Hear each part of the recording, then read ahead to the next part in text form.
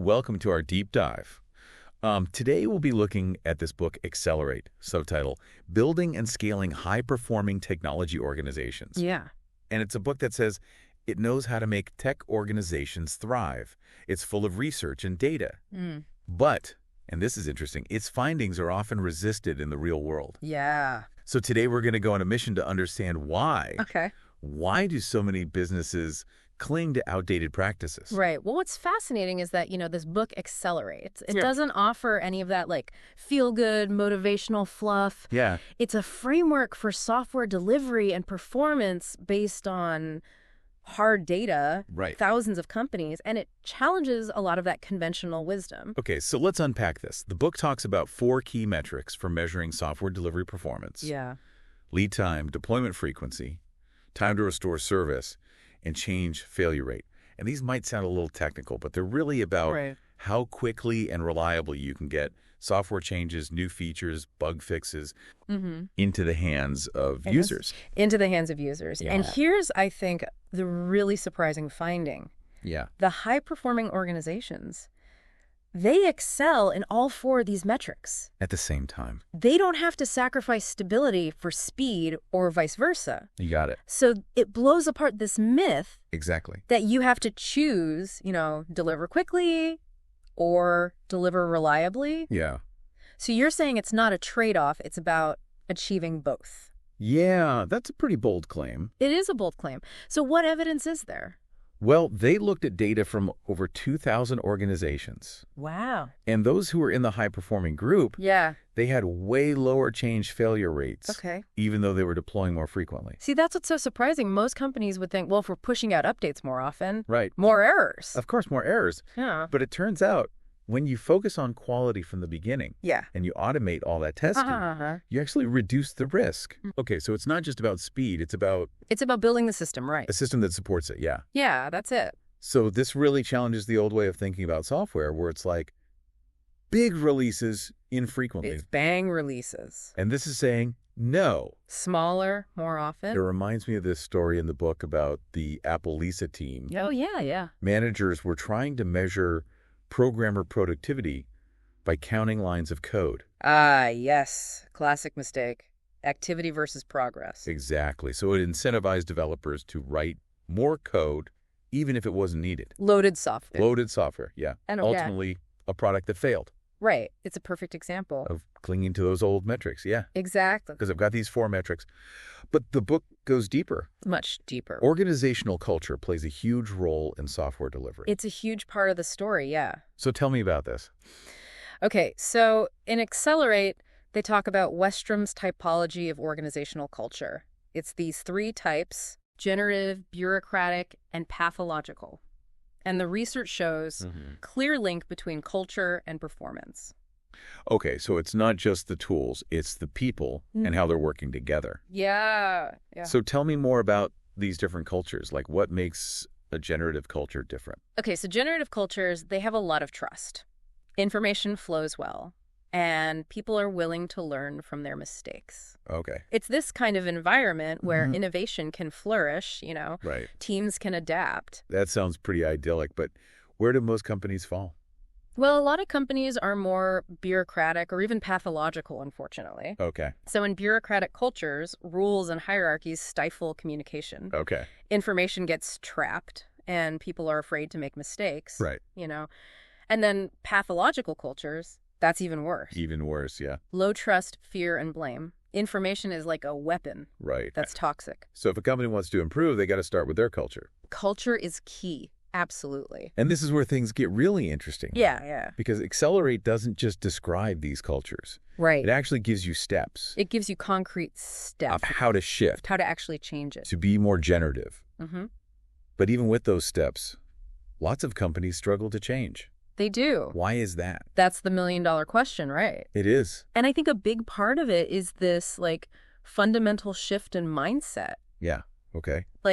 Letting go of old assumptions Yeah. and embracing this new way of thinking about work. And that can be scary. It is. for organizations, especially if they've been successful doing it the old way. Yeah, you'd think, why change? But the research is clear. Yeah. The old ways are not going to cut it anymore. Not anymore. The world is changing too fast. Yeah. And companies that cling to those practices. End up putting themselves at a disadvantage. Yeah. So the question is, are you willing to challenge that conventional wisdom? We'll continue this conversation and really get into the explosive findings on leadership, culture, and performance in the next part of our deep dive. So we were talking about how, organizational culture Yeah. and performance are linked and how this book accelerates, challenges that old way of thinking. Right. So let's dig into some specific practices that can help break free. One of the key concepts I notice Yeah. is this idea of continuous delivery. Right. Can you explain that a little bit? Like, what is it and why is it so important? Sure. Continuous delivery, it's about having this system Okay. where you can release software to users like whenever you want, Okay. quickly and reliably. Okay. So it means automating that whole delivery process Okay. from the code to the testing to Sure. the deployment. Right. But it's not just about speed. It's about reducing risk Yeah. and being more agile. So instead of these big, stressful releases every few months, Every 6 months, yeah. you're pushing out smaller updates more frequently. More often, yeah. Does that really make a difference? It makes a huge difference. The data is super clear on this. Okay. Organizations that do continuous delivery, Yeah. they do better on all 4 of those metrics. Okay. Shorter lead times, more frequent deployments, Okay. they recover faster from failures, Right. and they have lower change failure rates. So those are big improvements. But wouldn't that put more pressure on the development team? Like constantly having to push out these updates? You'd think so, right? But actually, it reduces the stress Okay. because you're deploying smaller changes. Yeah. So each deployment is less risky. Makes sense. You're also getting feedback from users faster. Okay. And you can build that into the process. So it's like building a system that supports speed and quality at the same time. Exactly. But this really challenges that old command and control style It does. and development where it's like Top down. decisions made at the top. Right? And then handed down. And this is saying, no, we need to be more collaborative. We need to be collaborative and decentralized. Okay. The teams have to be empowered. And that shift in power can be a hurdle for some organizations. For sure. It requires leaders to let go Let go of some of that control. and trust their teams. Mhm. And that leads us to another key theme. Leadership. Yeah. Huge role in driving this transformation. So what kind of leadership Right, yeah. does it take Yeah. to have a high-performing tech organization? Well, Accelerate talks about this idea of transformational leadership. Okay. And those are leaders who inspire, motivate their teams, create a shared vision, Right. and they empower people to take ownership. Sounds good. It does sound good. But what does that look like? In the real world. In the real world, yeah. Okay, so there's this company, Okay. and the leadership team, they were resistant to continuous delivery at first. Oh, They were used to that, that old way? old way with strict change control. Yeah, I can imagine that being a pretty common reaction. It is. Like, goes against how they've been taught. It does. So this one senior leader, Yeah. he was inspired by Accelerate, Okay. and he decided to just try it with his team. Okay. Small experiment, automated a few parts of the process, Okay. and the results were so good Yeah. that other teams noticed. Okay. And pretty soon, the whole organization was on board. So it's like this grassroots movement It was a grassroots movement. led by this leader who is willing to go against the grain. Exactly. That's a key takeaway. Yeah. Transformational leadership can come from anywhere. Okay. It doesn't need a title or a top-down mandate. Yeah. It's just individuals who are passionate Right. about making things better, Okay. and they lead by example. Yeah. And it sounds like having the data to back it up was really important. Crucial, because the evidence in Accelerate, Yeah. it's really hard to ignore. It shows this clear link between these practices and success. Okay. But even with the data, Yeah. it takes courage Right. to challenge those deeply ingrained beliefs. Yeah. To go against the way things have always been done. Exactly. And it's not just leadership, right? No. The book also talks about how the organizational structure Right. can help or hurt. Huge impact. So those traditional hierarchical structures, Yeah. with all their silos, Silos, layers of management, that doesn't really work well not so much. with agility and continuous delivery. Not really. So what's the alternative? Well, Accelerate points to more decentralized models Okay. where teams are organized around products Okay. or services, and they have the power to make decisions. Is that like those self-managing teams? Exactly. Self-managing teams. We hear about them. And the research shows Yeah. those teams are more engaged, more productive, and Yeah. they deliver better results. So Accelerate is calling for like a pretty radical shift in how we think about work. It is. It's a pretty radical shift. And that's probably why so many organizations It's hard. have trouble with it. Yeah. It challenges everything we've known about work, Right. but the data is clear. Yeah. The organizations. The ones that are willing to embrace these changes. Yeah. To challenge the way things have always been done. They're the ones that are going to thrive. Exactly. And the ones that cling to the old ways, Yeah. they risk being left behind. Yeah. The stakes are high. Ah. But Accelerate gives us a roadmap It does. It gives us a roadmap for those who are ready. for those who are ready to make that change. Exactly.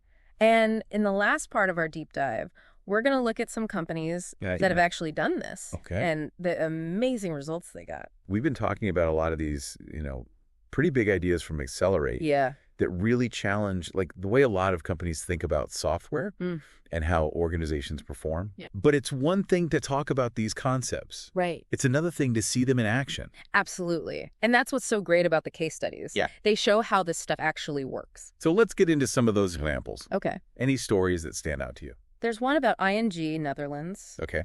global bank with millions of customers. Wow. And they went through a huge transformation. Yeah. They went from this really traditional hierarchical structure Yeah. to a more agile, Okay. team-based model. That sounds like a massive change. It was a massive change. For such a big organization. Right. What made them do it? Well, they were facing all the same challenges Okay. that Accelerate talks about. Okay. Slow delivery times, trouble adapting to change, Right. and just this disconnect Yeah. between the business and the tech teams.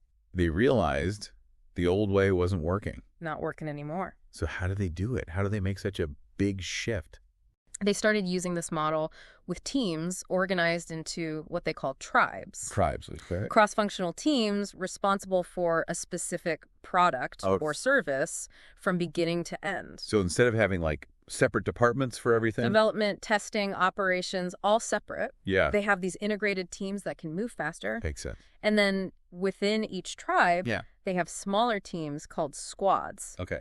focused on a specific customer need. So those are kind of like the self-managing teams Exactly, the self-organizing teams. we were talking about before.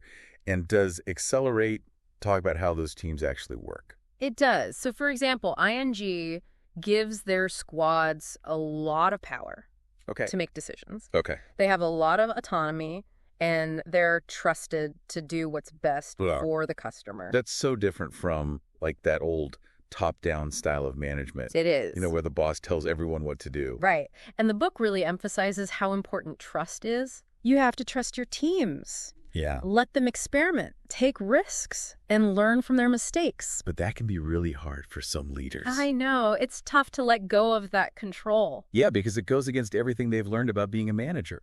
Right. But Accelerate shows that it's essential for success. Okay. Now, there's also something called catchball. Oh, yeah, catchball. Can you explain what that is? Sure.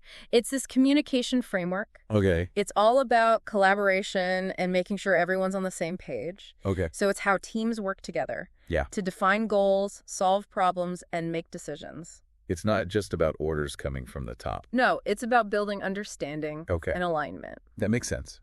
Especially with these self-managing teams, right? Exactly. Where there's not a clear hierarchy. Right. Catchball helps keep everyone moving in the same direction. These are great examples, but did they actually get results? Did these changes work for ING? They did big improvements Okay. in their software delivery. Okay. Faster, more reliable, and better quality. So it's not just like a nice idea. It actually works. It works, and Oh. ING isn't alone. Okay. Accelerate has a ton of other companies Yeah. that have seen the same kind of success. I have to admit, I'm still wondering why more companies don't do this. It's a good question. I think part of it is fear. Okay. Fear of the unknown, fear of failing, fear of losing Yeah. control. It's easier to just keep doing things the old way. Yeah, even if it's not working that well. But this book is really a message of hope.